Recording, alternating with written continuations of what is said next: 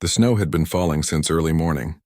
By evening, the roads were covered in thick white powder, and the wind had picked up, turning the world outside into a blur of white. In the small mountain town, most people had already made it home and settled in for the night. Lights glowed warmly in windows and fireplaces crackled in quiet homes. But one man was still out on the road.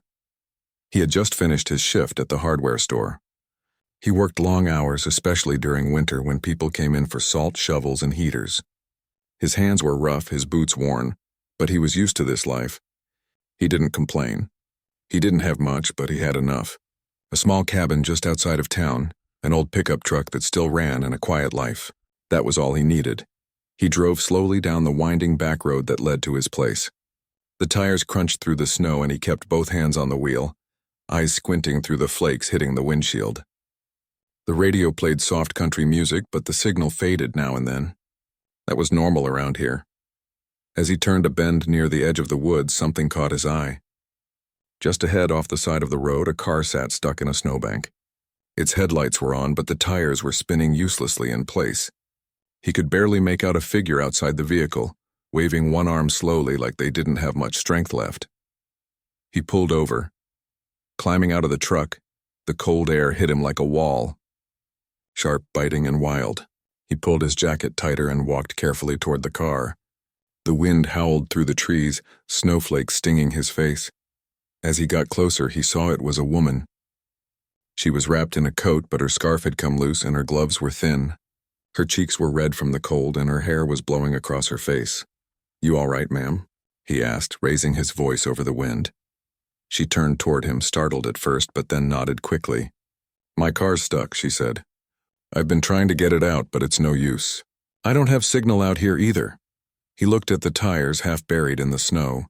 It was a fancy car. Low to the ground, not built for roads like this, especially not in weather like this. "The kind of car you don't usually see in this part of the country." "You've been out here long?" he asked. "About an hour, maybe more," she said, trying to keep her teeth from chattering. "I didn't think the storm would get this bad." He looked her over quickly, and she was clearly cold. And probably scared too, though she was doing her best to stay calm. "Well," he said, "you're lucky I came this way. Not many people use this road when the weather's like this." He looked back at his truck. "Listen, my place isn't far. I can't get this car out tonight. Snow's too deep and it's still coming down hard. But I can give you shelter until morning. There's heat, food, and a landline. We'll figure it out from there." She hesitated. Her eyes flicked between him and his truck, then to the trees around them. "I get it," he said gently. "You don't know me. But it's freezing out here and it's only going to get worse." After a moment, she gave a small nod. "All right." He helped her grab her bag from the car, then led her to the truck. The heater inside blasted warm air and she leaned into it gratefully. Her hands were trembling, not just from the cold, but maybe from nerves too. They drove slowly back down the road, the wipers brushing snow off the windshield as the storm raged on. She didn't talk much at first, just looked out the window and held her coat close. He didn't pry. A few minutes later, they reached his cabin, a small wooden place tucked between tall trees. Smoke came from the chimney and the porch light was on. "Welcome to my little piece of the woods," he said with a smile. Inside, the warmth wrapped around them instantly. A fire burned in the stone fireplace, and the living room smelled faintly of pine wood and coffee. He gave her a fresh towel, dry socks, and a thick blanket, then made her a bowl of hot soup from the stove. She sat on the couch, slowly sipping, her hands warming around the bowl. "This place is nice," she said quietly, finally breaking the silence. "Thanks," he said. "Built it myself years ago." She glanced around. "You live alone?" He nodded. "Yeah. Been that way for a while now. Lost my wife a few winters back. Just me now." She didn't say anything right away. Then softly, "I'm sorry." He shrugged gently. "Thank you. Life goes on." After a few moments, she added, "I wasn't expecting kindness tonight. I thought I'd have to sleep in that car." "Not if I can help it," he said simply. "Nobody should be left out in this cold. Doesn't matter who they are." That sentence seemed to stick with her. They talked a bit more. Nothing deep. Just where they were from, how bad the storm had gotten, how quiet it was out here compared to the city. He noticed she didn't say much about herself and he didn't ask. She seemed private and he respected that. After dinner, he set up the guest room with extra blankets and showed her where the bathroom was. "If you need anything, just holler," he said. She smiled, the first real smile he'd seen on her face since they met. "Thank you," she said again. He nodded and went to his own room, tired from the day but somehow glad he had taken that road home. Outside, the snow kept falling, covering the world in white. Inside, two strangers sat under the same roof, one warm with soup and fire, the other unaware that the guest he had just helped wasn't just any traveler in distress, but someone whose life and wealth reached far beyond the quiet town and snowy woods. But none of that mattered tonight. What mattered was one simple truth. He saw someone in need and he stopped to help. The snow kept falling harder as the sky turned darker. The small mountain road was nearly invisible under the thick white blanket that had quickly covered everything. Most people had already made it home and were tucked inside by the fireplace, sipping hot drinks or sitting down for dinner. But not David. He was still on the road, making his way back from a long shift at the hardware store. He was used to this weather. He had grown up in this town, and snowstorms weren't new to him. His old pickup truck rattled as it climbed the icy road, but it never let him down. It was the kind of truck that didn't look like much, but always got him where he needed to go. As he rounded a curve near the edge of town, his headlights caught something unusual. A car, sleek, black, and clearly not made for snow, was stuck in a snowbank on the side of the road. Its hazard lights blinked weakly through the storm. He slowed down, looking closer. The car had slid halfway off the road and the tires were spinning uselessly in the snow. Inside the car, someone was sitting in the driver's seat, bundled in a thick coat, hands gripping the steering wheel. David could tell the person was stuck and scared. He pulled over slowly, parked his truck, and stepped out. The cold wind hit him immediately and snow blew into his face, but he walked toward the car without thinking twice. When he knocked on the window, the woman inside jumped slightly before rolling it down. "You all right?" he asked. Her voice was shaky. "I think I took a wrong turn. I didn't expect the snow to come down like this." She was alone, clearly not from around here.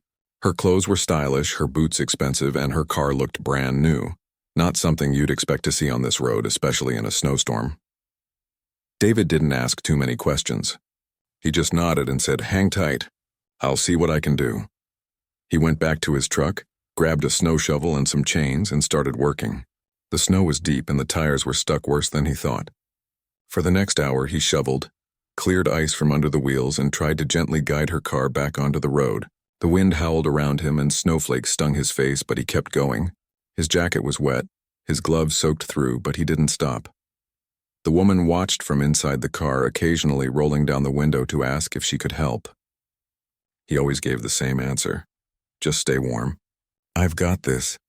At one point, he took off his own coat and handed it to her when she came outside, shivering.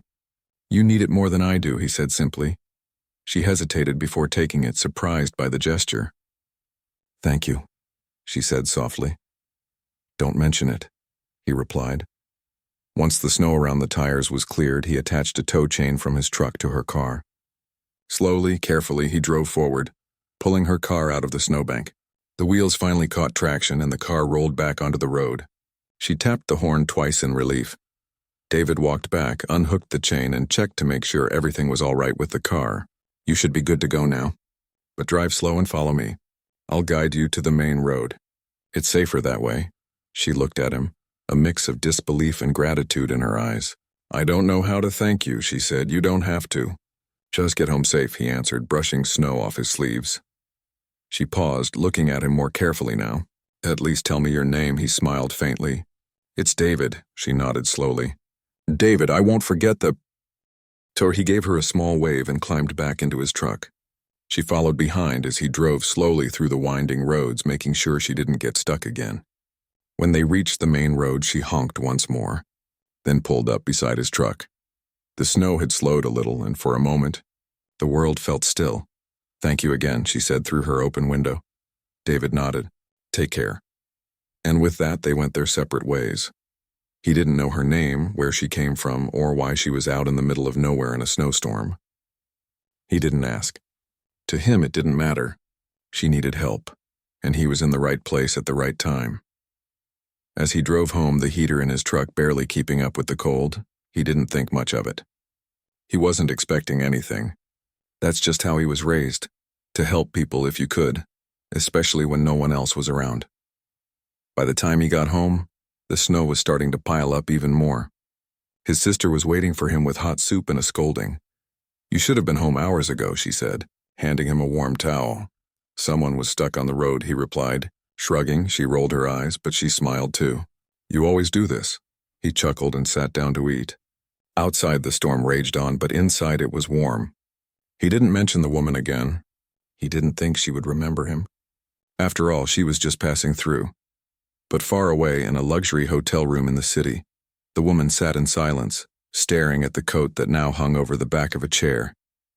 It was too big for her, worn and patched in places, but it had kept her warm when she needed it most. She looked at the small scrap of paper in her hand where she had quickly jotted down his name before driving away. David. She didn't know much about him, but what she did know was enough. He had helped her when she was alone, freezing, and scared, not because of who she was or what she had, but just because it was the right thing to do, and she wouldn't forget that. Not now. Not ever.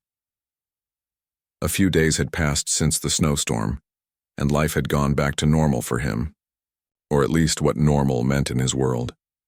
Long shifts at the hardware store, late-night dinners with his siblings, and checking the mailbox, mostly filled with bills. That night in the storm already felt like a distant memory. He hadn't thought much of it after dropping the woman off at that small-town motel. To him, it was just something anyone should have done. Someone was stuck, scared, and alone on the side of a road in a freezing storm. She needed help, and he was there. That was that. But one cold morning, as he was making breakfast for his little brother and sister before school, his phone rang.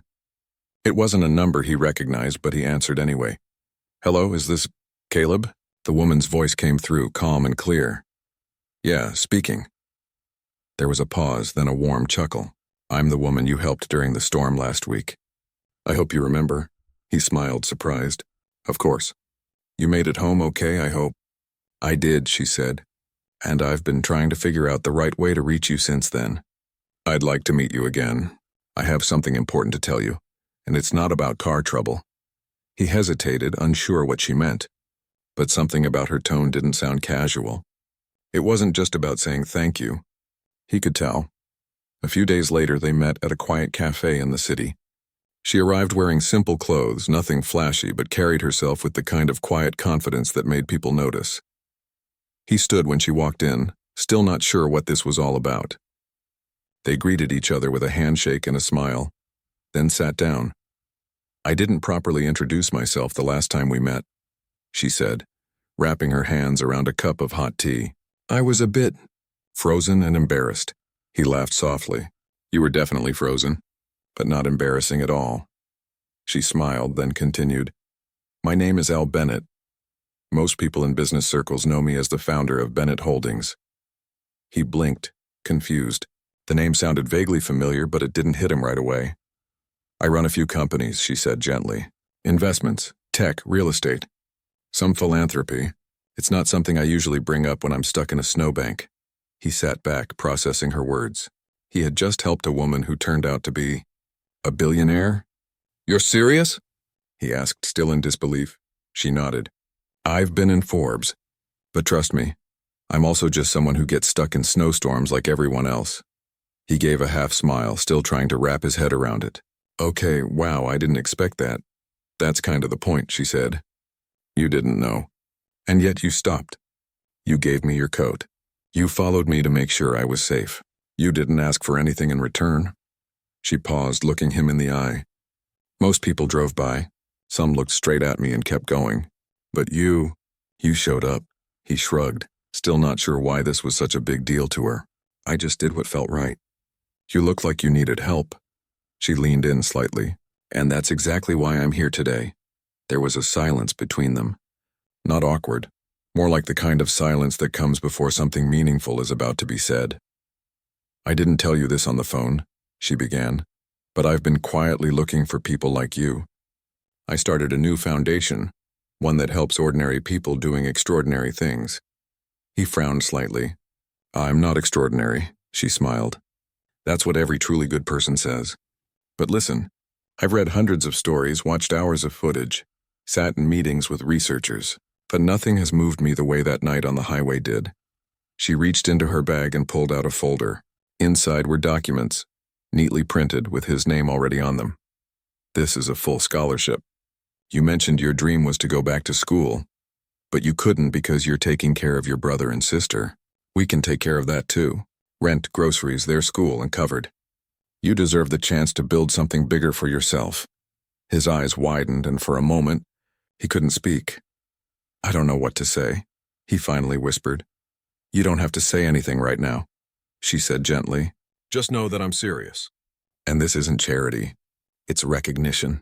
You helped me without knowing who I was, and I want to give something back, something that actually changes things for you.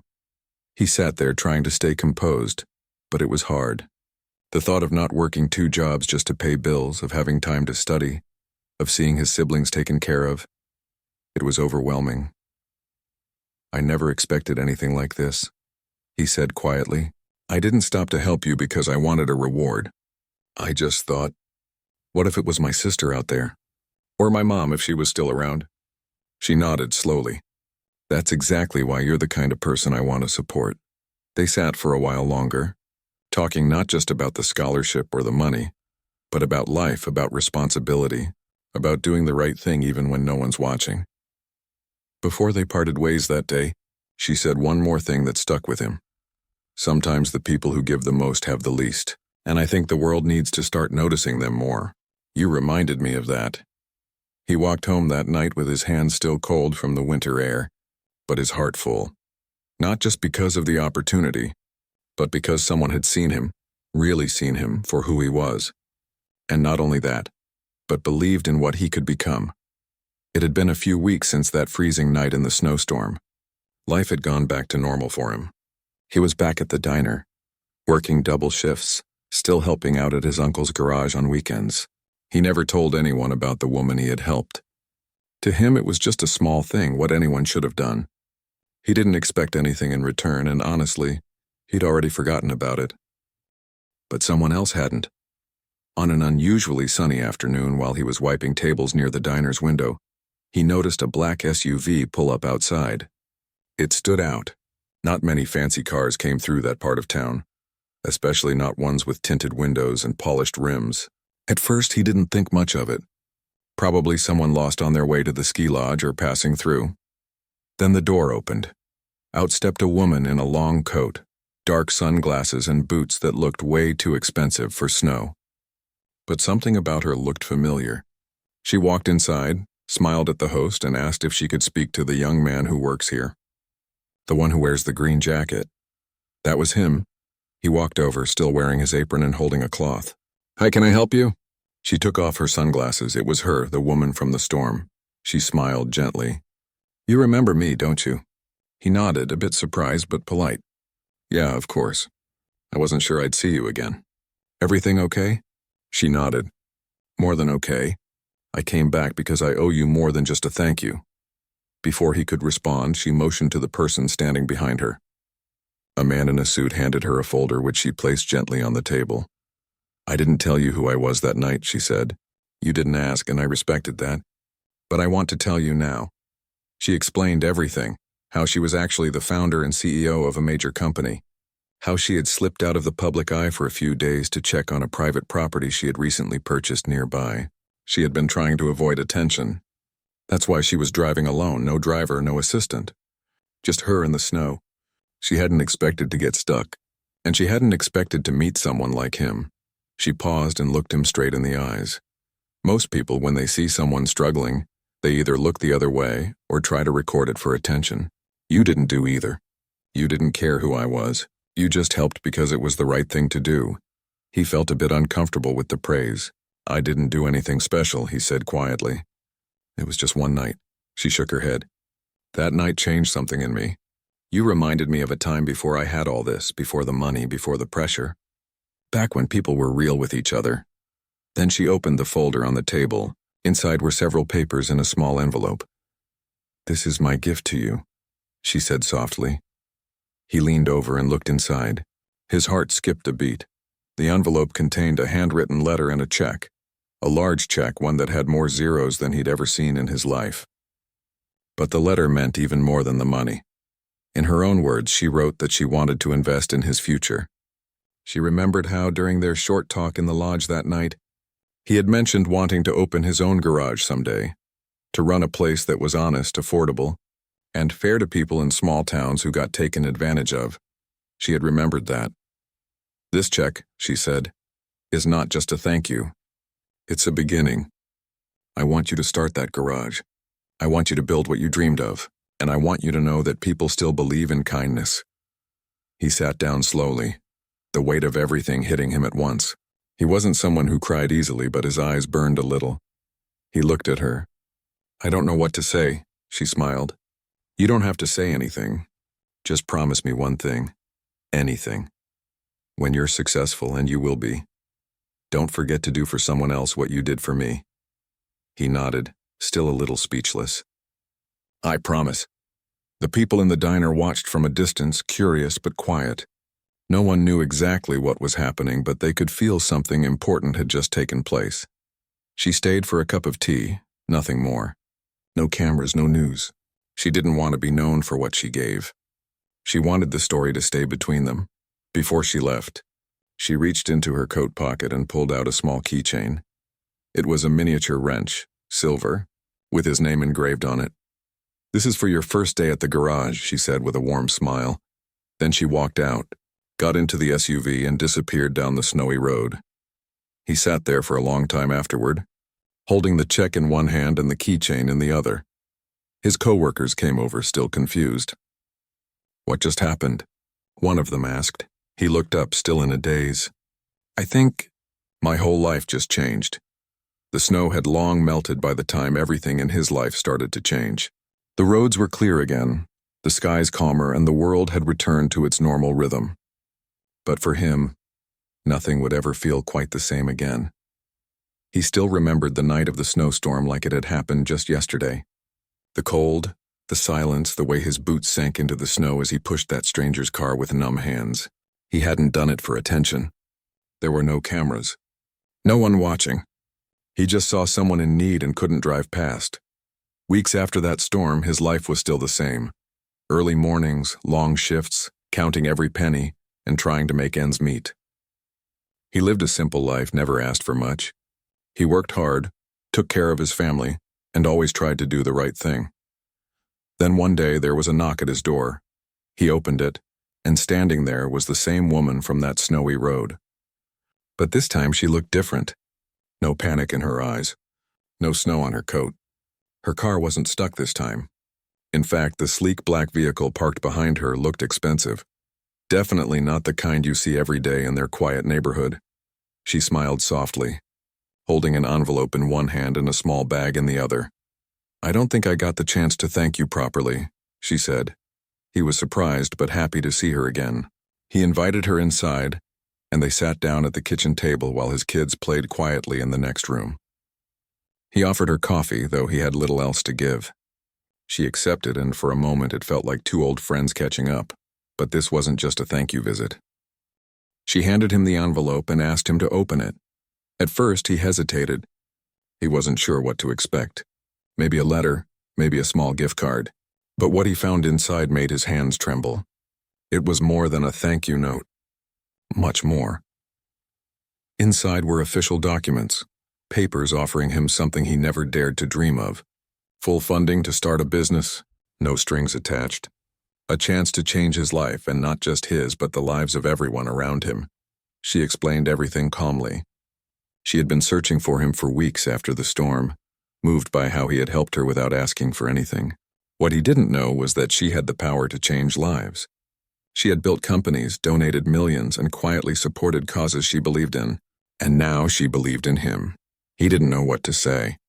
His voice caught in his throat. He had never received anything like this before. His family had always worked hard, lived paycheck to paycheck. They were proud people, honest people, and here was someone offering a chance most would only see in movies. He looked at her with tears welling up in his eyes and asked, "Why me?" Her answer was simple. "Because you showed me what real kindness looks like. You helped me when you thought no one was watching. That's the kind of person I want to invest in. That moment changed everything. He didn't take the money to run away or live large. Instead, he sat down with his family and talked about what they could do that would make a real difference. They had always dreamed of opening a small shop, a repair and service center, something they knew well, something honest and needed in their community. And so, they did. A few months later, the shop opened on the corner of their town's busiest street. The sign was simple, just like the man himself. But what happened inside those walls was powerful. He hired local workers, people who needed a second chance. Young people looking for direction. Single parents trying to provide. He gave them jobs, taught them skills, treated them like family. The shop wasn't just a place to fix cars. It became a place of hope. Word spread quickly. Not just about the shop, but about the man behind it. Customers came not only because of the service, but because they felt something different there. A warmth, a story. A reminder that good people still exist. The woman who had given him the gift visited quietly from time to time. She never wanted attention, never asked for her name to be mentioned. She simply smiled as she watched him build something meaningful from what had once been just a small moment in a snowstorm. Over time, the man also started giving back in other ways. He organized free repair days for single mothers and seniors. He donated tools and equipment to the local school's trade program. He spoke to young people about hard work, kindness, and doing what's right even when no one's looking. One evening, while closing up the shop, he stood in the doorway and watched the sunset over the street. The world felt different now, brighter, not because he had more money, but because he had more purpose. He thought back to the snow, to the cold, to the way that woman had looked at him with panic in her eyes. He remembered her car stuck deep in the snow and the way he hadn't even thought twice before jumping in to help. That night he had no idea who she was. No clue what she could do. And honestly, even if he had known, he still would have done the same thing. Because kindness doesn't wait for a reward. And now, thanks to one simple act in a quiet winter storm, his entire life had changed. Not just with money, but with meaning. With people. With the knowledge that doing the right thing, no matter how small, can echo in ways you can never imagine. Some people say that luck finds you when you least expect it. But he didn't think of it as luck. He thought of it as life's quiet way of saying, I saw what you did, and it mattered, and that to him was the real gift.